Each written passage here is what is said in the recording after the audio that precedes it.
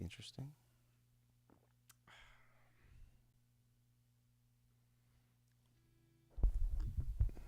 All right, let's assume it's going to work. And got a greetings. good.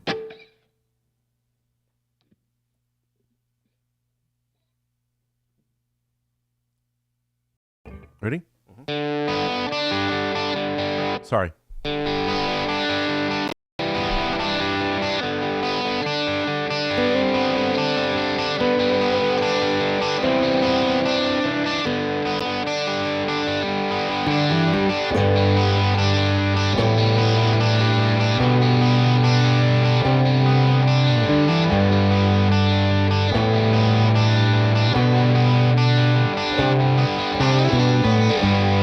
Welcome to the Eugene and Dylan guitar show or something like that. I'm Eugene Edwards. I'm over here. That's Dylan Caligiuri. He's right over there. Hey, everybody. And that's why we called the show this. That's how we picked the name. That's right. You know what I mean? And to get in the spirit of things for today's episode, I did not have lunch.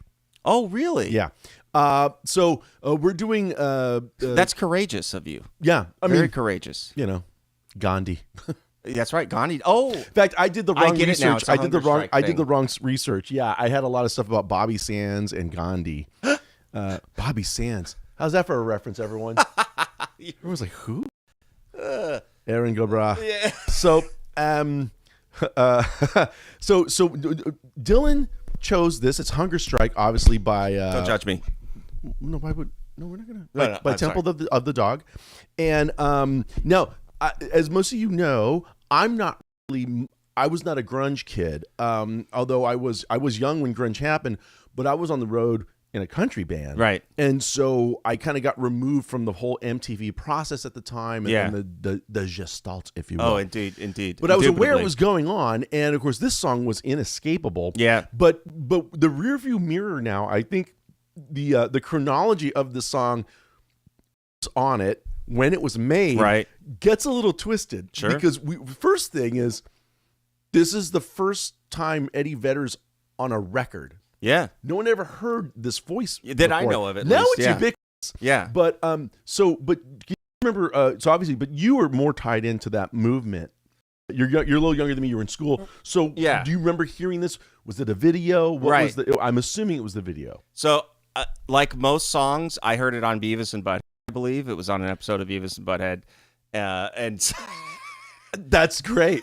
No, I'm I joking. love that show. It was on an I episode was of trying to Beavis and remember Butthead. if they did. I'm pretty sure my brother had the album actually. But so a big note on this album is this album actually came out, I believe, in 1991 before Nirvana. 10, before Nevermind came out. But it didn't really get popular until about a year later. Yeah, 92 is when the Exactly. song really. And so think about 92. 10 has come out, Pearl Jam 10. Yeah. Nevermind has come out. And What's the Soundgarden album by Bad Motorfinger Bad has Motorfinger, come out. that's the next one, And yeah. so, like, grunge has, the genesis of grunge Oh, yeah. has begun. And yeah. on the third day. But prior to all of that happening, right, you have the singer for Mother Love Bone, which Mother Love Bone had this really kind of gregarious singer. Well, yeah. By the way, so Yeah. correct me if I'm wrong, but Andy Wood. Yeah. but it was like he was like pretty glammy. He was a glam rocker, if you will. Yeah. Although it was a Seattle area band, they were Andy in particular was really kind of poised to like try and get down to L.A. in the Sunset Strip and land right. it that way. Right. Post Guns N' Roses. I mean, Right. so as much as this is the greatest thing, and pardon us for mansplaining if we are, but we're just excited about that moment. Looking back at the moment, I'll do it as known for the non-glamorous side of rock, the flannel shirts, Sure. and this guy Andy, of course, who died young, Right. And it was kind of of a hair kind of a what could have been, Right. It's funny because I just assumed he was like a grungy flannel dude too. Not at all. No. Not at all. No. And if you go back and listen to the early Soundgarden albums, you're going to hear that they weren't grungy back then. If you listen to the production value of Pearl Jam 10, you're going to hear, in fact, Nevermind as well. You hear Lexicon reverb. You hear it's still or just how large those drums right. are. I mean, they're going that's for not Bonham a size. grunge thing. That's not yeah. This is not a throwback sound. Right. So anyway, so Andy Wood dies. Apparently, Chris Cornell is a former roommate of Andy Wood. Right. He's on tour with Soundgarden. They're not like A-class acts yet. They're not nationally known Soundgarden. Right. That's I believe the album that has Rusty Cage out was on it at that point. Outshined I think might have been out, but they weren't. Anyways, of course. So he apparently he writes a couple songs, sends it to Andy Wood's former girlfriend. Right. And former band members from the band Mother Love Bone. Yeah. Who are Stone Gossard and Jeff Ament. That's the bass and guitar player eventually of Pearl Jam. So now they've lost their singer. They lost their gig. They've got to make a new band. They got to figure out what they got to to find a new singer. So they hear these songs. They hear the demo, and they get a hold of Chris and say, "Hey, this is amazing. We got to take it in the studio." The band funds the album themselves. Oh, wow! With the producer Rick Pashar at London Bridge Studios. We'll talk about more later. So and London Bridge Studios is going to be, everything happened in grunge at London Bridge Studios, and which was in Seattle, by the way. Exactly. It's called London Bridge, but it's in. So there's a lot of Anyway, so then basically they go in, they record the album. This was an add-on song. One of the days they're in recording the album, in fact, the day they're recording the song.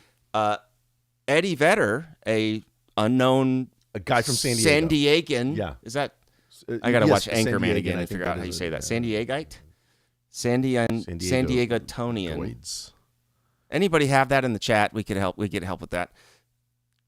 Sorry about that. Anyway, so he's there. And he's going to try out for a band called Mookie Blaylock with Jeff. It's a great name. And Stone. It's a really good name. With Jeff Ament and Stone Gossard and Chris Cornell hears his voice. He apparently is brash and comes up and tries to sing over it. Which he's to this day he still can't believe he was cocky enough. I was going to say. I guess what Chris was trying to sing the thing, but there's an overlapping line where he had to cut off a line. Yeah. And so Eddie just kind of walks up and sings that lower. Table. Which, by the way, if you listen to live versions of this song where Chris has to do the whole thing on his own, Chris struggles with the lower range because he has a high talking voice. And so it's not Mike Tyson high. The match is like it really is. Yeah. So anyway, keep going. Yeah. So he's there, and basically it's like, hey, you sound great on this. Yeah. And I want you guys to imagine that you're invited to a studio. You've flown up from San Diego to try out for this, or driven up, I don't know, to try out for this band, and you've been in the studio when people are recording stuff. You're as meek as a mouse in the studio. You're you're not calling shots and walking up to microphones. So this is a brash thing to do. This really is kind of almost a amateurish thing to do, maybe. But never underestimate the power or the ambition and energy of young people. Normally shy person, but sometimes you just know, like, no, this is my moment, and I'm just doing this. And if I get thrown out of here, I guess I get get thrown out. And so what? I didn't know we were going to die in life yet. That's right. Anyway, so he goes up and he sings that the album comes out of this. There's two great tracks I want everybody to check out. I know some of you may not even be familiar with. I really don't know the whole album. Yeah. There's a track called "Say Hello to Heaven" that was also a big hit, and it really showcases Chris Cornell's singing. And it's got Mike McCready's guitar playing on it. It also has Matt Cameron, who's the drummer for Soundgarden. And many people think Matt Cameron's probably, the quintessential drummer of the '90s in terms of rock music. Certainly covers a lot. He's everywhere at the time too. So, anyways, it showcases Chris Cornell's vocals. It's some of the highest singing he does on any of the albums. So if you love Robert Plant 2.0, which is what I would say Chris Cornell kind of is in many respects. He's so young, and he's just, you hear Cornell's just discovering what his voice can tell. do. Yeah, and also especially on this song on Hunger Strike. Yeah, what he's doing in the upper range of his voice, you just on that phrase going hungry and then just running up. Notice that's probably where a guitar would normally be wailing away, if it was a different style of music. But yeah. His is the instrument that's going to do all that. So the guitars on this song are really just functioning as rhythm instruments only. Sure. Chris, his voice ends up being the lead instrument in terms of in any sort of improv moments. Let's talk real quickly about this because I know that, I'm sorry, which guitar? It's Mike? Oh, so Mike McCready. So no, Stone Gossard's playing your part on this. So Stone Gossard had a 62 reissue Strat. and he goes in between middle and bridge pickup for that out of phase. Oh no, that's Mike McCready. Yeah, sorry about that. Of course, that's that figure. Hey, John. It's an arpeggiation. Hi, everybody. It's an arpeggiated figure. Sorry.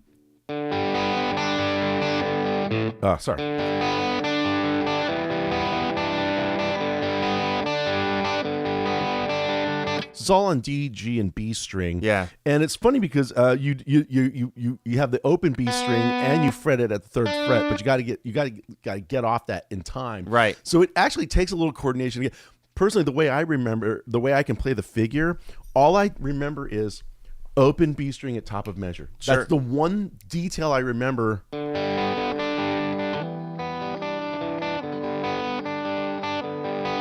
Everything else for me, for whatever reason, falls into place as long as I know I play the open B string. It starts, the phrase starts with that, and then there's a variation there. Once Eddie comes in singing, there's sort of a nice little twist, which is kind of really good. My point is really good riff writing here. Sure. And back at Berkeley a long time ago, it came up riffs. It was actually a piano player had started the conversation. But this is at Berkeley. It's back School at of Berkeley Music. College of Music. Yeah. But talk about riffs on guitar, and at Berkeley, they kind of have this school of thought, which I still kind of cling to, is that riffs can break them into a couple of categories. One is, sort of scale work, like single note scales or arpeggiations. Sure. And then the other is basically like just kind of chord based riffs. So right. A chord base would be That's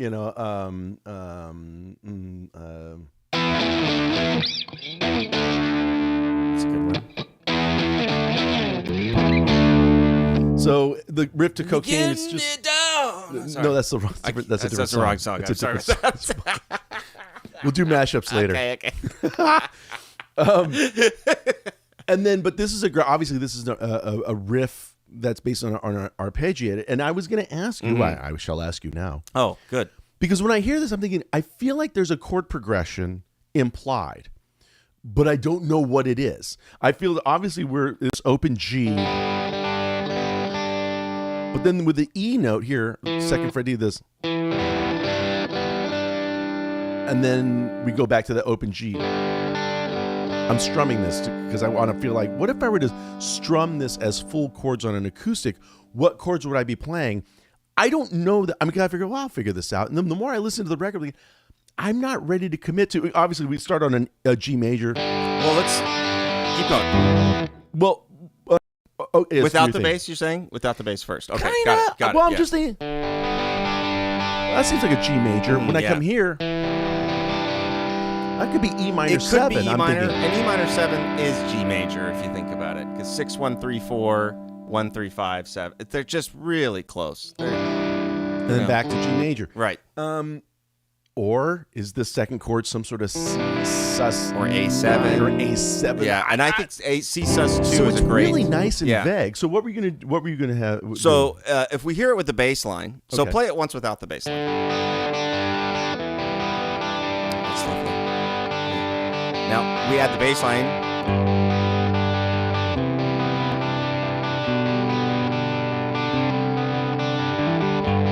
Okay, so the first note was G. Right, and then What we had did 4. Oh, so that makes this a C major. C sus add 9. Yeah, add 9. And then this would be like back to G potentially, or But with a B in the bass. Yeah, exactly, G over B, and then back to.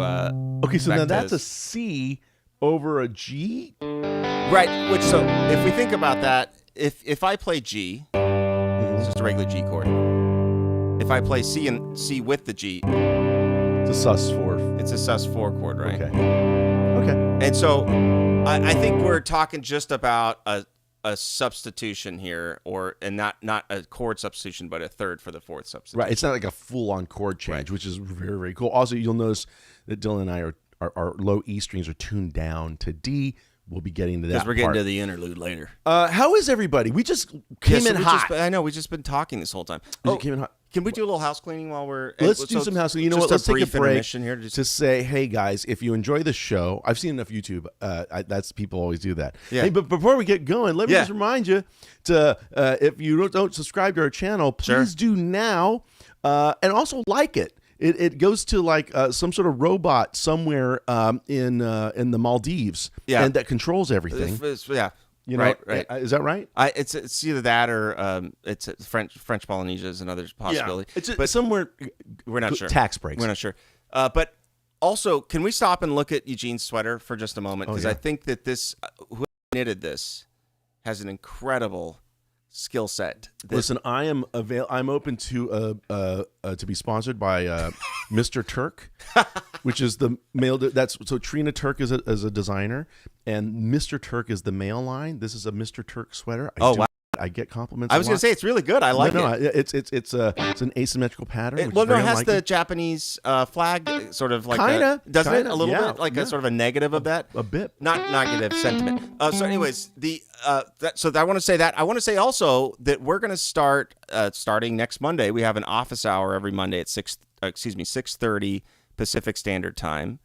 So that's going to be on our Patreon, just for our Patreon members, because we want to try to give you guys a ton of value there. So I'm going to start it off this week, and we'll see how it goes. And I hope you guys can join me. Don't worry, I'll remind you with tons of annoying reminders about it. Yeah, on the Instagram feed and in Facebook, we'll just keep And I'm looking into one of those planes that goes over the beach. The banner planes. Yeah, is that so good? Do we have the budget for that? Do we have the budget? I would think that aviation is just there's one issue so easy right now. We can't find anybody to air control the plane in and out. Okay, look, all right.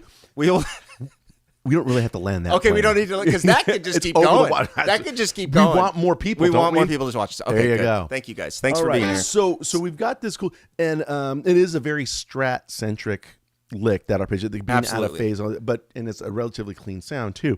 And this song is a slow build. If you watch, there's one guitar. Yeah. There's acoustic guitars in there. I hear a 12-string in there eventually. Like they pulled. It might be a didgeridoo at some point, but I don't know. But and keyboard, you said, and so the Rick Bashar, so let's talk about Rick Bashar, the producer. So Rick Bashar is a producer that is responsible for almost except for the Butch Vig ones, these very early Seattle sound, and it's really Rick Bashar's actually I believe he's East Indian. He is a really interesting character that must have really been involved in us understanding grunge the way it is. Because you can't overplay the role of producers. But don't forget, that term does not exist at the time. It doesn't exist yet. So I'm trying to be like, these bands. I mean, they have ambition, absolutely. But they're in Seattle. That's right, which is not the center of the record business in any way. But they are writing and arranging and recording songs. Absolutely, yeah. They're swinging for the fences. Yeah. Like you're saying, these aren't like humble little like. That's why the word grunge kind of seems like a slight misnomer. It does have big elements of arena rock ambitions, right? So it's just the lyrical concerns that elephant in the room. Yeah. I don't think any of these kids that are making grunge at the time are poor. I don't think they're from I don't think they're picked up off the street necessarily by a Clive Davis or a Phil Spector. I think that they are self-funding a lot of this. Yeah. That they're that's the independent part of the whole thing. And their parents have jobs, and they're able to sort of go out on a limb a little bit without necessarily thinking that. Yeah, and so that's a part of the grunge thing from day one. Take that as you will, implications, whatever you want to make out of it. Some, not all, but yes, exactly. I understand. And there's a great book if you guys want to check it out called "Everybody Loves Our Town," and it's about Seattle and the epidemic of grunge, if you will, at the epicenter. Let's go with epicenter. Use the second take. So I think that that's a great book to read if you're interested in this topic. That's where I pull all my data from. So Rick Bashar goes on to, from this album, actually, ends up producing Pearl Jam 10. He produces 3 Doors Down that has a... I'm sorry. Which I played about 400,000 times at some point in my cover band career. Sure. And he goes on to produce Brandy Carlisle, Bon Jovi album. So he has a really illustrious career until his death in 2014 to a pulmonary embolism, unfortunately. He's in his 50s or something, right? He is 50. That's out. Exactly 50. Now, John has a question about, is there reverb and or chorus on that intro guitar? I hear just a touch of chorus, no? Yeah. Now, and by the way, that's the type of chorus... Talk to the people about how chorus is really it's really a form of delay. Yeah, right. And so that's the type of chorus that you can achieve with a delay pedal, to be with honest. a very tight delay. I mean, yeah, it's like Milliseconds. Milliseconds. Yeah. But also that being that in that out of phase position also kind of gives it that kind of wobbly, thin sound. But right. So think of out of phase as two microphones on something in different places as opposed to one microphone on something that's turned up. So you take the same amount of power that is inducting sound and you split it between two microphones. And if I set up a microphone to Eugene right here, right, and then I set up another one where the camera is, there's going to be a difference. Right. There's going to be an acoustic delay. Like physics comes into play. And as a result, you get a slight what's called phasing. Right. And so when the signals, if you look at them on a graph, when they go, when you see them paired against each other or juxtaposed, you're going to see one of them, the sound wave is doing this, and the other one has a curve that is basically not in line with that curve. And that is what's known as chorus. It's phasing. They're phasing each other. And so this sound can be achieved a lot of different ways. Sure. Chorus pedals basically take a signal and split it the same way a pickup does, but they do that in sort of a gratuitous way. And there's a lot of methods for doing that. It's the same thing as using tape echo or these other effects. But when that split becomes further and further apart, like it does in a delay pedal conventionally used, it's not, we don't hear that as chorus anymore. We hear it as two separate things. So time differential has to do with our perception of sound more than the sound itself. There you go. Aren't you glad? Delay and pitch shift, right? Is what John said. Yes. I think that's a fair guess. I also, on all of these albums and on every album you guys have heard that's sort of, post Mutt Lange era, probably post early 80s, we started out putting enough reverb on things to strangle a person in the 80s. We started Phil Collins drums on I Can See It in the Night, right? So in the air tonight. Right. So there's basically he's in the Hagia Sophia. No, he's not. There's a ton of reverb on his drums. Those curves. And so it's the flying buttresses. That's right. And so so we started to basically automate reverb in towards the end of a track to give it this like what I would call church, larger room sound. You moved into a bigger room by the end of the song. And so you can hear on this song the reverb is being like the reverb bus is being automated in by hand probably at the time. Yeah, you're right. So as they're printing it, someone's physically he's writing that live to create that mix. This is pre-Pro Tools, so I think it would have had to be by hand. That makes sense. There was other software, but I don't know if it was being used for this. So, but coming back to this album, the reason that we wanted to talk about this one first in a series about grunge is this is how these people meet each other. Yeah, that's the thing is now we're mentioning these names and they're so big. Yeah, but not at the time. Then. And I was saying it's almost you have to remember these are obscure guys in a relatively obscure place in terms of music, in terms of the music business, being Seattle, and this was like, wow, what a coincidence that Cornell and Vedder and McCready and Ahmet and Matt, like they're all in the same place at the same time. It's like, right. No, that's what it means to be a scene. Remember, as we would say that about Talking Heads, Blondie, the Ramones, and Television, and Patti Smith. Well, none of them were famous. They were just people with common interests at a certain place at a certain time. That explodes. So it's kind of, you hear this record, and again, I mean, you recognize the voices just like that. Right. Because of MTV, the song was so popular, we heard it over and over again, that, yes, it's now called a supergroup. But at the time, it definitely not. It's not at the time. It wasn't. Definitely no not. More than, this was not probably expected to be anything. Well, they'll make the one album because everyone goes off and has huge success. And the album doesn't actually get any traction until a complete year later. And there was a couple number one hits because of the fame of 10. And people are looking for more. And remember, you loved a band when you were a kid, right? And you got their album. Like I remember riding my bike to Warehouse. Sure. To get the Black Album by Metallica, for example. And there wasn't an endless amount of material, information, albums, singles about these bands. So when something else came into your purview, if you had the bread, you went down there and got it. Right. And that's kind of how this Temple of the Dog thing came out. You've got 10 Pearl Jam's touring on it forever. Right. And there's nothing else, but you love Pearl Jam, right? Well, guess what? Or you love Soundgarden, etc. Right. And so here's almost an annex, if you will. Yeah. And so A&M Records hears this album after the release of 10 by Pearl Jam, and 10 by Pearl Jam has a lot to do with the success of this album by far, because it comes out before Super Unknown. Super Unknown is significantly later, and which is Chris Cornell's album with Soundgarden that has. We did dive on that one, I believe. Well, we did dive on that album, yeah. Yeah. So, anyways, I mean, there's countless fantastic. Also, the recording technique on that is, anyways. 10 comes out. Everybody's looking for more, and this is where the real kind of zeitgeist around grunge truly begins. Did Bechard to also come. do the Alice in Chains stuff? Yes, that's right. I'm sorry. So also, I don't know if it's the entire album Dirt, because I've read that there was a different producer on Dirt. I know the song Would. If I would, could you?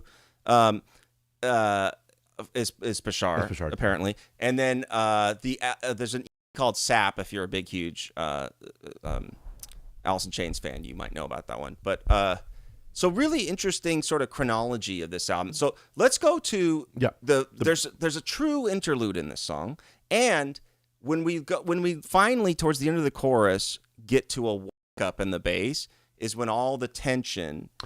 Well, that's okay. So that's the thing, is that the progression, and I hesitate to use that word, but basically because it's really the riff, a drone almost. It's the same thing in verse and chorus. I mean, what's the verse and the chorus kind of gets a little wobbly. In fact, if you look at the lyrics, it just repeats the whole thing. I think you can argue the bass is entirely the motivating. That's kind of the main divide. Force in this. So not like all the rest of the Temple of the Dog songs. So back to the build up to this. And why do you say interlude, by the way? Okay, so interlude is generally it's a term that originates from opera, actually, and so there would need to be set changes or piece changes, and you would have an interlude, which means the actors are off stage, no one's singing. It's but the orchestra's playing a little something, and that's why the orchestra's there, is to keep you entertained. It's also there to introduce themes, leitmotifs, and so on and so forth. Someone has to play the music. Yeah, exactly. So in this song, if we start at the beginning of the chorus, it's exactly the same as the verse. So keep 2, 3, 4, and it's on the table. The bass starts to pick up. I think he is playing his coveted fretless bass on this. I'm not sure though. I don't know. And then finally, I'm going hungry.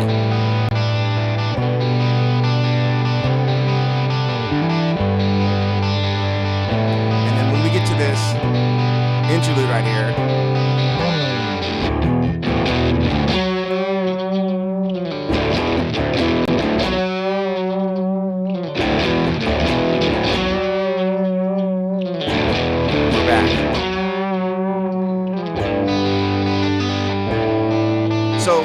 It's a true interlude in that it has basically. There's no vocal. There's nothing. The opera singers, Chris and Eddie, are over there licking singers. Their wounds. I guess they're off mic. They're gone. So it's really kind of an interesting phenomenon. Generally, when you have an interlude in songs like this, there was an idea for a song, and there wasn't anything beyond that idea. And so my guess would be this was something that was added in the studio, probably.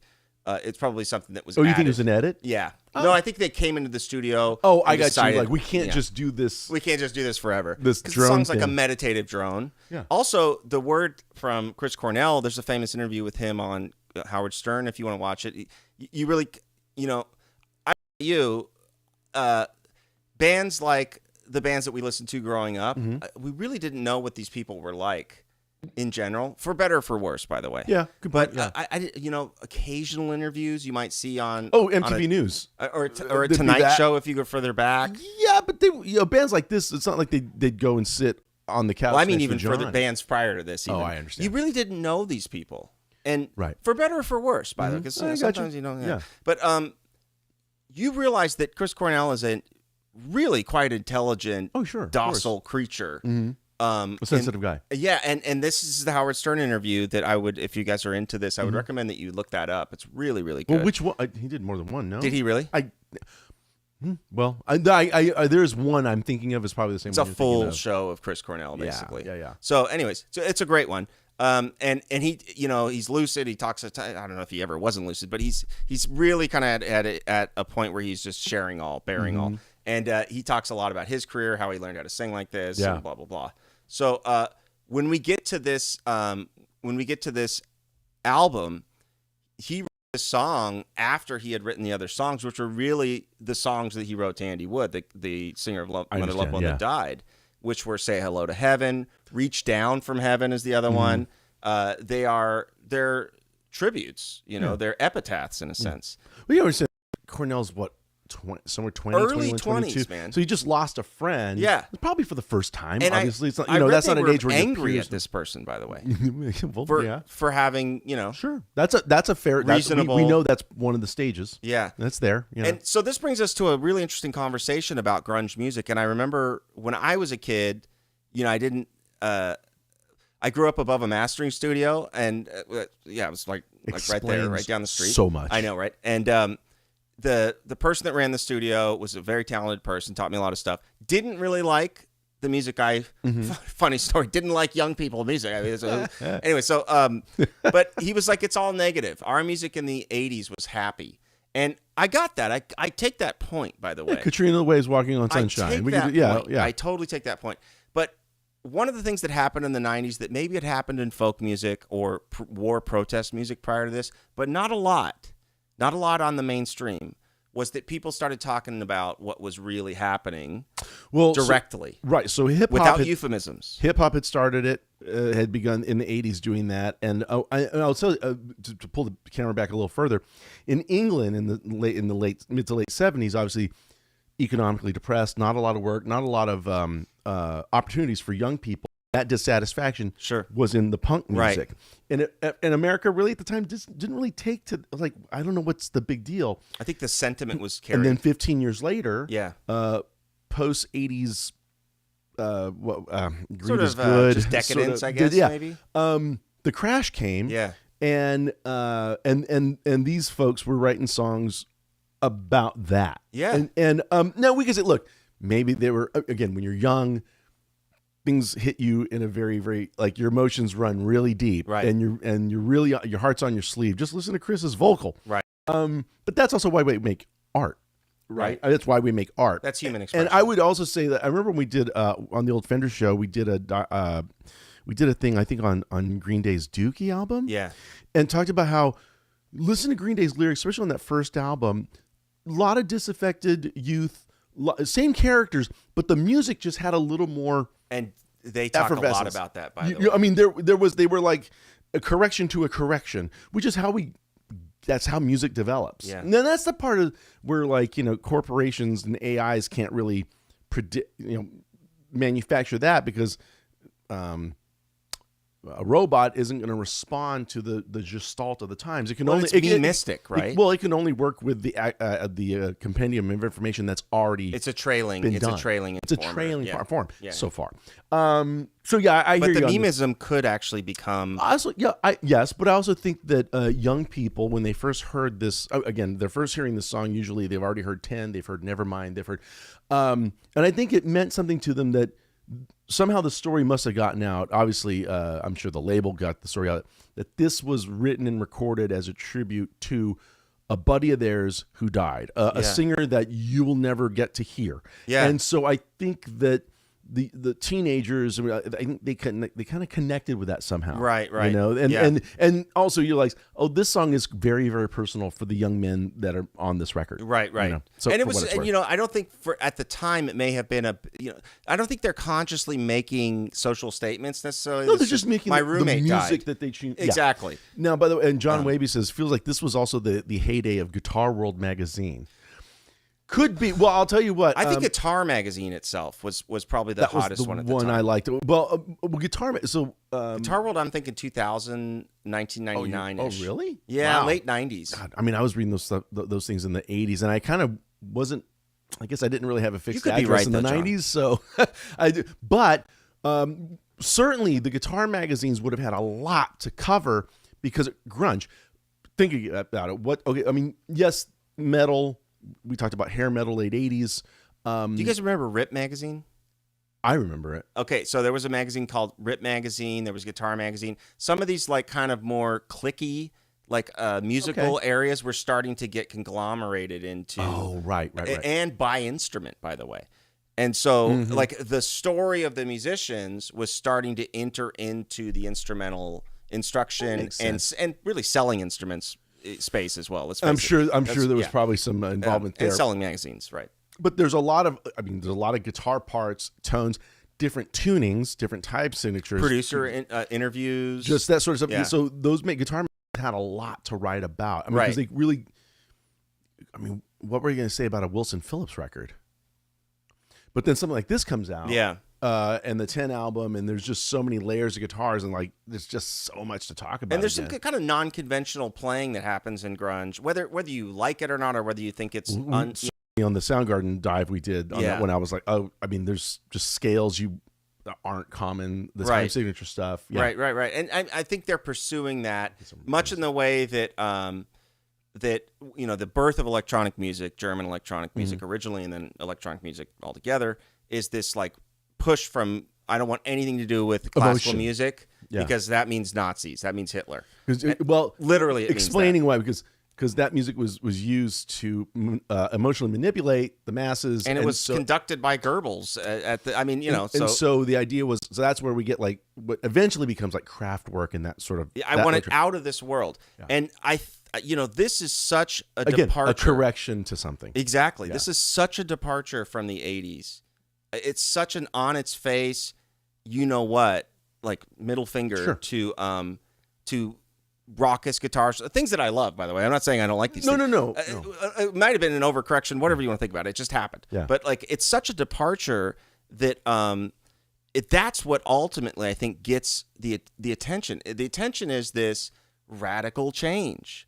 And there's a story. I'm sorry to interrupt, but on that topic, I remember reading in the early 2000s, mid 2000s, Cornell was, and of course by 1992, like grunge really explodes and it dominates the rock music scene. It's just unbelievably it replaces huge. And Soundgarden, all those bands ended up being on the cover of Rolling Stone magazine, a big corporate rock magazine at the time. Rolling Stone was no longer the counterculture magazine it was. Yeah, it was right. But, Spin Magazine. Soundgarden is going to be on the cover, and they do have the photo shoot. And at the time, Chris, he says, we were so young. We believed the hype. We believed that all of us were going to change everything, and we were the antidote, and we're probably tearing down the old structure, what have you. And he realized, what happened was on the shoot, the photographer was talking to his assistants, and then he realized that just a handful. It seemed like just months ago in this guy's mind, he'd shot, I think, the band Rat for the cover. And I saw this. It was just another assignment. It was no different to the photographer, and that's when Cornell's. It sort of creeped. I was like, oh, it's just our turn, is all it is. That is exactly what he says. That's amazing. Like he just we're just in this. We're not changing anything. It's the same photographer that took the picture of the bands that we replaced, which means he'll probably be taking the picture of the bands that will replace us. And Warren DeMartini, if you're listening, and I love you. And that particular thing that Chris said, I think you are not part of the institution. And anytime you want to come over, we did do a deep dive on round and round. By the way, you're my guy. Okay, no prejudice. We listen without prejudice. Now that I'm older, I don't think there's anything wrong with any of it, really. But that's what age and wisdom give us. You know what I mean? Like, I don't have a problem with any of it. So it's just, it is what it is. It's just every generation starts expressing themselves. Well, there's only two sections of. There's only two. What are you going to do? I mean, if we give me a guitar solo, I could. But no. So, but I did want to, mention one more thing, which is, if you guys could tell us what grunge song of these early albums, which is going to be Nevermind, Bad Motorfinger, or 10 by Pearl Jam, these big, let's call them the Holy Trinity, if you will, of grunge. Okay. Maybe that's, we could argue about that. The triumvirate. Okay. But no, I like which it. song do you want us to do next? So I'm thinking Smells Like Teen Spirit, and I don't necessarily even want to say deep dive because I don't. I think everyone knows everything about it. Everybody knows everything about it, but there is some information about it. Like, there's one person that's responsible for getting it on MTV, and without this woman, it never gets played on MTV, or at least that we know of. And so there are. This is all in this book. Everybody Loves Our Town. Oh, fantastic! There's some really cool parts of this that are sort of more on the back end of this. I would really love to talk about the gear of any, especially 10 and Nevermind. Okay. There was a pedal. Did you have this pedal? It's called a DoD grunge pedal. No, it was called the grunge pedal? Do you remember the grunge pedal? No. I mean, I remember DoD pedals, but Folks, I don't remember there was the a grunge DoD pedal? grunge pedal. It was big enough to fit rolling papers inside of it. Okay, they were rolling when you're rolling. We'll talk about it later. But but basically, it was it was post-Soviet surplus materials, and the grunge pedal was a huge part of these tones. Huge. Mesa Boogie is on Nevermind album. Most people don't know that. He's playing a Mesa Boogie part of the time. A studio amp. Yeah, courageous. So if there's one that you guys like, leave it in the comments for us. I hope you guys can join me Monday at 6:30. We're gonna deep dive into grunge a little further, but we'll do it intermittently. I don't want to go too far into grunge. Not about this Monday Night Football either. Yeah, exactly. In the game. Yeah. You know what I mean? But we'll be here. So, you guys, thanks so much for showing up to this. We had a great time doing it. And there's one other thing I wanted to ask you about. Have you heard the #1 country song in the country? No, but you were telling me that the #1 country song is AI. Yeah. That's my understanding. It could be wrong. And no offense to everybody, but like, I don't know that I would be able to tell the difference. Wow. Because that's what I think of. John, that's a great pick right there. Country. So you're saying that. So Morgan Wallen. Mm-hmm.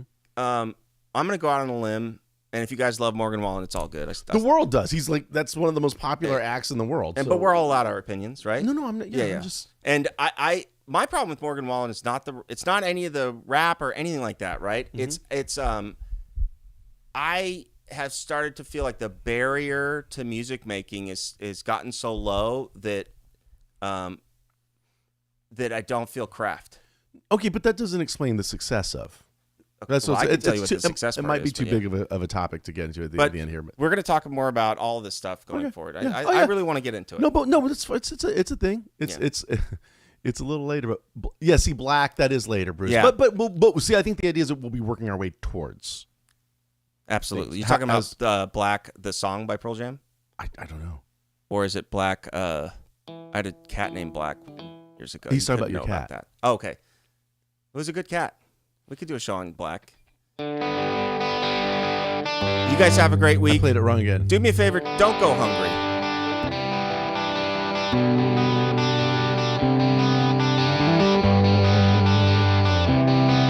I'm getting caught up. Hold on. Well, those are good comments. We should have read those. We're talking so much. I know, damn it. It's the coffee. It is the coffee. You had good coffee, y'all. I want to go home. I'm hungry. I swear to God, I really am hungry. I'm going hungry. Eugene's going hungry. I'm always making bad jokes and puns, and that one I swear was just, I'm just so hungry. We'll see you guys next time. Have a great week, okay? Thank you, guys. That was a fun hang. We'll see you next week.